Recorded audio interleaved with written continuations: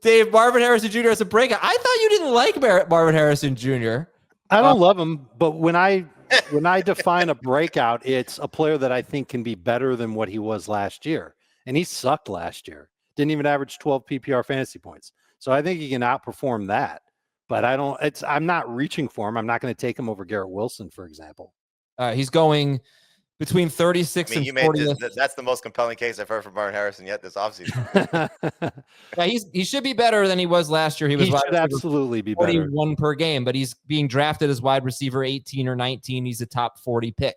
And I'm fine with pretty much all that. I'd like to get him a little bit later than 40th overall, but I don't think I'm thinking 50th overall on Marvin Harrison Jr.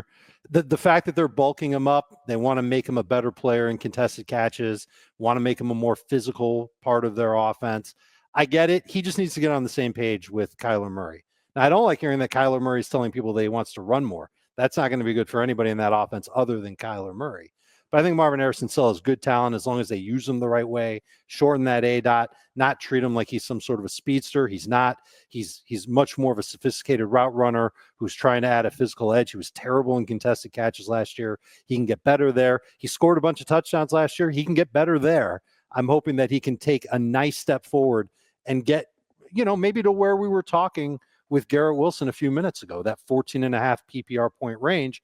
I think he can get there, and I think he does have it in him, assuming that target volume goes higher than what we think, that he could be, somewhere in the neighborhood of a top 12-ish fantasy wide receiver, but that's the ceiling call. I think he's going to be much more of a decent wide receiver too. I feel like he's getting drafted that way. Okay, so that's Marvin Harrison. My devil's advocate for Marvin Harrison. I'm going to use one of my favorite Simpsons quotes. Marvin Harrison, he's, get this, a little slow. This is Homer being so stupid, not realizing that he is slow. But no, I mean, so I also looked at the most of the targets of his 20-plus air yard pass attempts, and you already said it, Dave. He's not a speedster, but I mean, this guy is not separating. Unlike Garrett Wilson, who can burn guys, Marvin Harrison Jr. is going to have to make contested catches, and I just don't like that he added weight. I want him to be a little bit more agile. Now he's adding weight. I don't know that there's enough pass volume. Kyler Murray last year averaged the fewest pass attempts per game of his career. When you just look at his healthy games, he says he wants to run more. Obviously, Trey McBride is there. The one thing Marvin Harrison had last year was end zone targets. He had some among the most end zone targets in the NFL. If that goes away, we're not talking about a guy who's getting a lot of yak. We're not talking about a guy who's doing well on his deep balls. He caught 35% of his deep ball targets, which is okay, but it's not great.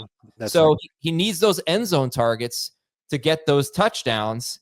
And I don't know. Quite frankly, I'm just not blown away by what we saw.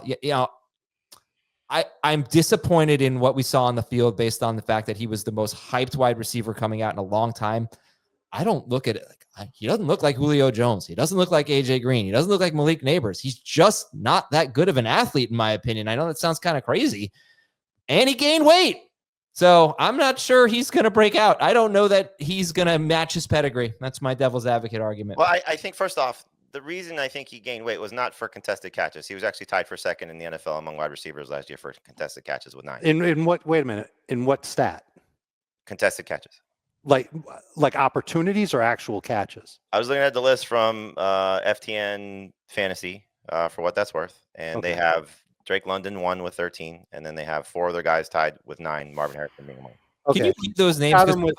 I always felt like that wasn't such a great stat because it meant you were not separating a lot. Like Keon Coleman in college, for example, a lot of contested. So here's the list that they have. CeeDee Lamb is on the list, which obviously he separates. Okay.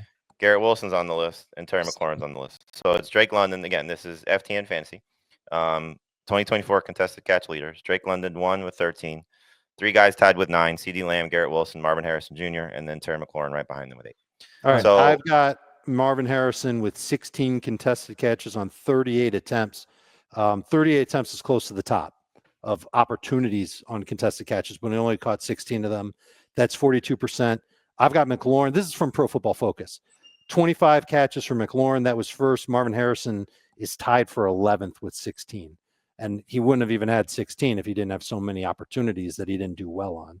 So I don't know. I guess probably the best way to go about it would be to have Adam go back and watch every single target that Marvin Harrison had and have him figure out how many contested catch opportunities there were. It's subjective. That's kind of one of the problems with that stat. But Jamie, I'm sorry, we cut you off. What'd you want to say? No. I mean, first off, he had one broken tackle last year. So I think that was a big part of it, was that they want him to get a little bit more physical in that regard. So when he does get the ball in his hands, that he's not getting brought down or not being able to separate, which is part of it too. I mean, look, you're not, getting tackled if you're running away from people. So, and to go back to your point, Adam, in terms of his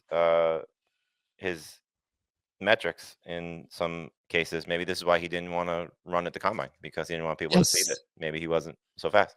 That's exactly what I thought. I honestly, I may have said that a while ago. I really feel like he would not have been the first wide receiver taken if he had run at the combine. Possibly, and that was one critique from our colleague Pete Prisco, why he liked Malik Neighbors better, was he didn't think that Harrison ran as well as Neighbors did. And so it's true. There's clearly, again, a belief in where you think Marvin Harrison's stats will go. And you referenced something in regard to Garrett Wilson. It wouldn't shock me if Harrison has a Terry McLaurin-like season, because as I've said the last couple of weeks, and my favorite co-analyst, because he agrees with everything I say, Dan, agrees with it. He's coming off a rookie season with 8 touchdowns. So it's not like there's a long way to go for him to get to that number that we're looking at, 10, 12. It's possible for him to be there. And I do think the Kyler running thing isn't that huge of a negative, because we have seen Kyler in the past when he's run, again, different caliber of wide receiver, more proven guys, but he's still got good numbers with DeAndre Hopkins. He's still got numbers for Marquise Brown. It's not like these guys were terrible because Kyler was still running. Now, you do have 2 guys to support here with Trey McBride, so that's a big part of this as well. But I also think that, look, the expectations have certainly been moved for Harrison. Round 2 pick a year ago, in some cases round 1, because we were all excited about the hype for what he was supposed to be as a prospect. And then it unfolds where he's one of the biggest busts of 2024 at any position. And so now you're buying back into, where Dave is coming from, of just being better than what he was a year ago and putting up better stats.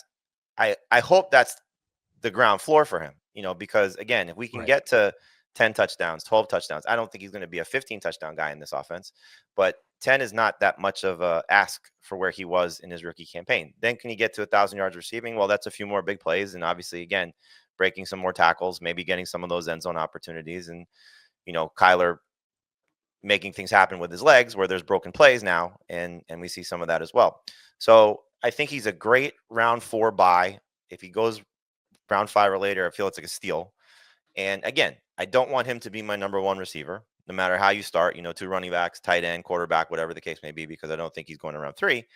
But he's in that group. He's basically like the start of the blob, 20 to 40, or you can make a case for almost all these guys to be number 2 caliber wide receivers. You just got to take, again, the realistic approach of, he may not ever be that type of prospect, the Julio Jones, AJ Green type of guys, but he can still be a really good wide receiver. Maybe he has sort of like that Drake London maturation process, where by year 3, we're looking at, a top tier fantasy wide receiver, a tier 2 guy.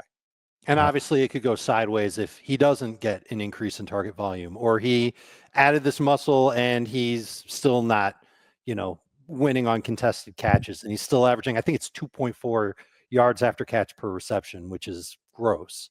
So there are definitely ways that this could get worse. The biggest issue for me is that the Cardinals try and use him the exact same way they did last year. Mm-hmm. Like, they didn't learn from anything that happened. They didn't self-scout themselves. I don't see that happening. Mm-hmm. I think the Cardinals know that they've got a chance to make some moves this year.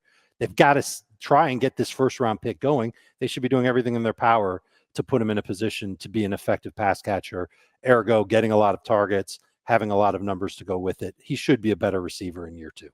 Adam, what's his dad's name? What's his coach's name? Oh, stop. So Marvin Harrison Jr., yeah, not enough in terms of targets, like easy layups, basically the lowest. I'm not going to go through all the numbers, but there was no fantasy relevant wide receiver that had fewer targets of 0 to 5 air yards than Marvin Harrison Jr., except AJ Brown, who missed 3 or 4 games. It was on the most run heavy team in the NFL.